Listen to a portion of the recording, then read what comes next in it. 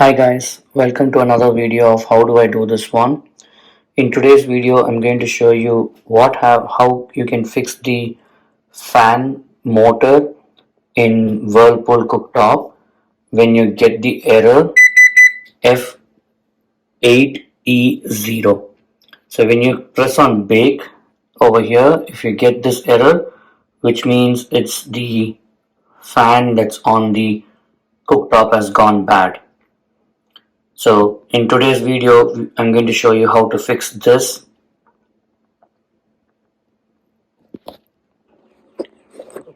So first thing we need to do is we need to pull the oven out from the place where it has been settled so you can work easily. And I would first take off the grills and the burners on the top. So you can just lift the grill and you can keep it aside. So that way when you're pulling, you don't have a lot of weight on it. And these burners just come off when you just lift it. So don't worry about it. There is no screws or no buttons that needs to be removed, so you can just lift it. Either you can go one like this and then you can lift it together, and then you can lift it separately as well. So once we remove the burners, the first step that we are going to do is we are going to pull the oven to the front so you can access the power outlet that's in the back. So we need to remove the power outlet first. So I'm going to remove this and I'm going to show you the power outlet. So that's the power outlet for this. So we need to remove the power outlet first. Don't forget to do that. So for us to start working on it, all the tools that we need is only one. That's the Phillips head screw, head driver.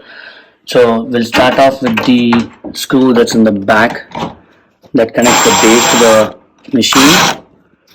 That's been taken out, and we'll go for the second one also on the other side of the edge. And once these are done, next we are going to remove the two screws for each burner. So totally it will be going to be 10 screws that we are going to remove today.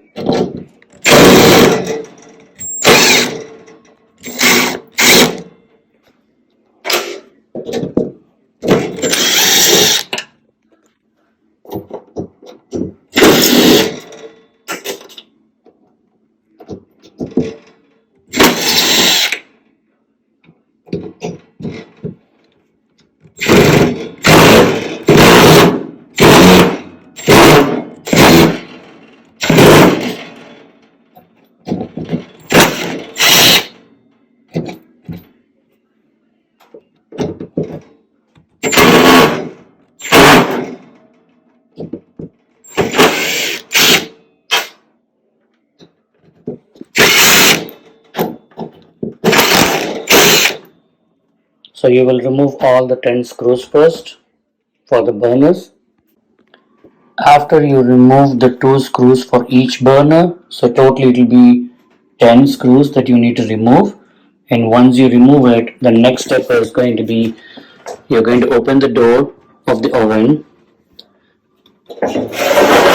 And once you open the oven door, you're going to reach for 3 screws on the bottom. 1 and then 2 and then the third one. So these 3 screws to be removed first. But be caution when the oven door has been kept open, because the anti-tip has been disengaged when you pull the power plug. So don't put any pressure on the door. So be caution about that alone. Now we are going to remove the 3 screws from the bottom.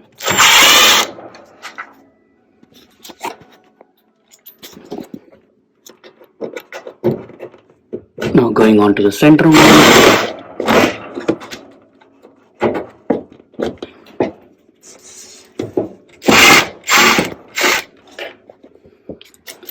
You can use a manual Phillips head screwdriver also. I'm using a tool so you can get the things done faster. And once you remove those 3 screws, now go ahead and pull this bottom down. This is the one which will be holding that, so it just can come off. So hold with both your hands so you don't drop it. So once that comes off, the next step that we are going to do is we are going to remove these screws on both the sides, so each on the corner, one on the right and one on the left side of the system. So let's go ahead and unscrew that first, the one on the corner. You may see another one there, but don't do that. You have to do the one in the corner first.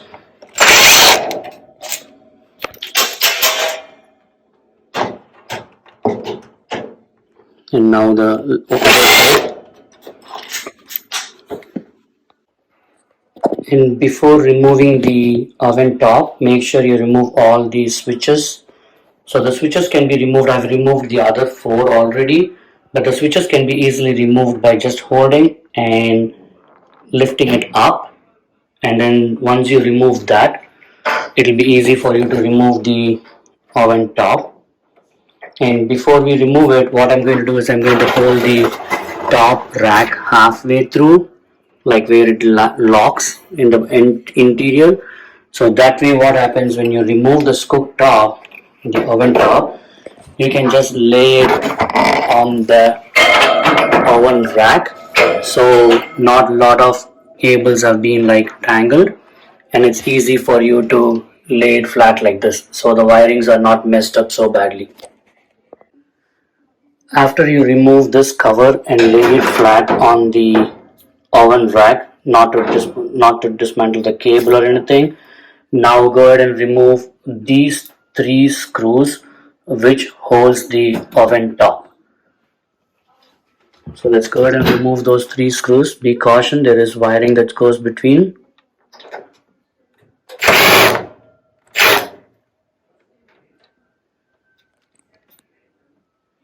And now the second one is what we're going to remove. And now we can go ahead with the third one as well. If you're not comfortable using a tool because of the wiring that goes right below that, you can go ahead and use a manual tool over itself.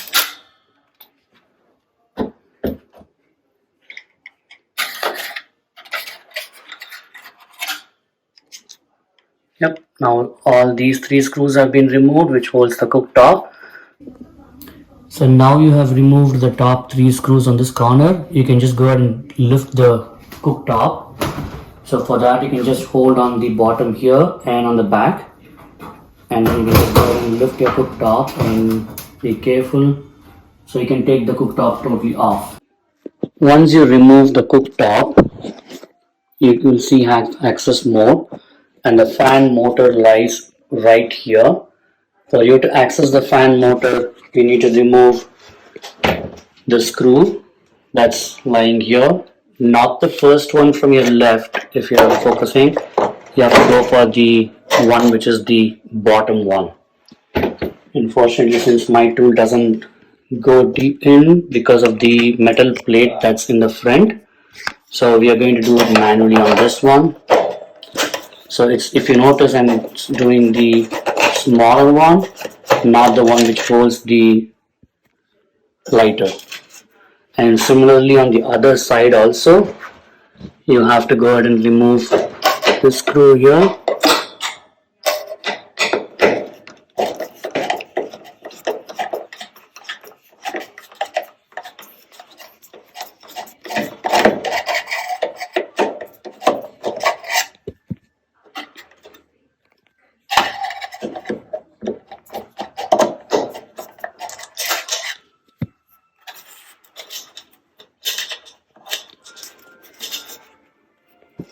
And once we are done with that, then the next step will be you have to remove. Normally you will see 3 screws on your side, like 1, 2, and the third one in the back. In my oven, unfortunately, I'm missing the 2 screws. And if you want, you can remove the 3 on the other side end as well. But I'm just going to remove this one alone in the back that I have right now. So once that's done, you will be able to lift the top on this by gently holding it, and you should be able to lift the cooktop totally out of this. And once you are able to lift it like this, you will have access to the motor. So once you remove all the screws on the side, you can go ahead and lift the cooktop. So as I said, if you want more access, you can remove the screws on the corners on the other side, but this is where your fan motor is. So you should be able to lift the motor from one side itself. Like you can have your hand and then you can just lift it and bring it to the front so you have more space to work on, like this. And we need to disconnect these two cables from here. So basically you can go ahead and unplug this and also unplug this one as well.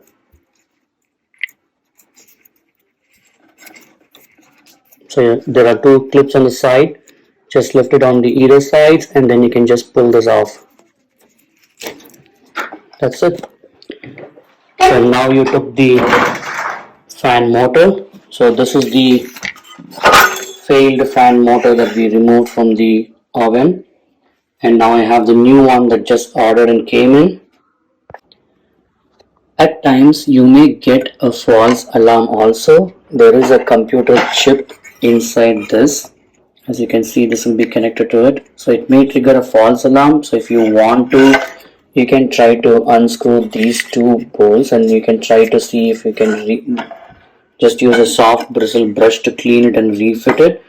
But whenever you are trying to buy a new fan, it comes with a new model on it, and I didn't find a way to buy these two parts separately, the sensor separately and the fan separately. So I'll just go ahead and replace the entire fan right now. The new fan that I ordered also came with this additional cable. So you need to first plug this into this one, and then we'll go ahead and into this one, I'm sorry. So you'll plug this into this first, and then you will have a small switch that will go and connect. You will hear a click sound, and the other end of this one will go to your connector. So now I'm going to show you how to install the fan. So hold the fan like this so it's easy for you to install it.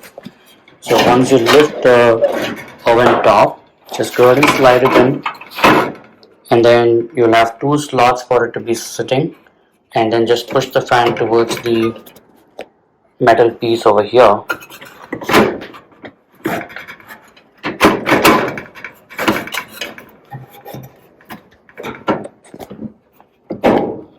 So that way when you do the screw that's been connected in between, will hold the fan tight.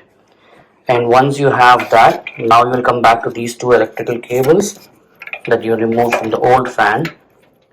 So I will simply go ahead and slide those two in and make sure it's been like fully inserted.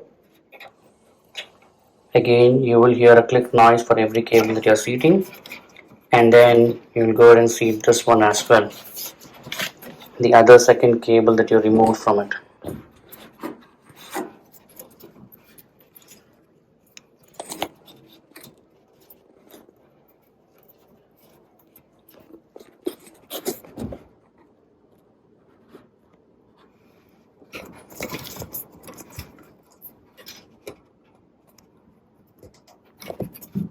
That's it. You have connected the fan motor again, and now we'll go ahead and redo the installation process. Now, generally whenever I'm working on any of the tools, I'll have all the screws that I removed in the same order. So this is the first set of screws that I removed from the back. These are for the burners, these are for the bottom of the top, and then these are from the top that we hold it. These two are from the cooktop that hold it on the front, and these two are the fan ones. So let's go ahead and try to rework in the reverse order, so you'll be able to go in the correct order. Now the fan is being put in. Now it's all we have to like put all the screws, and let's see how it works.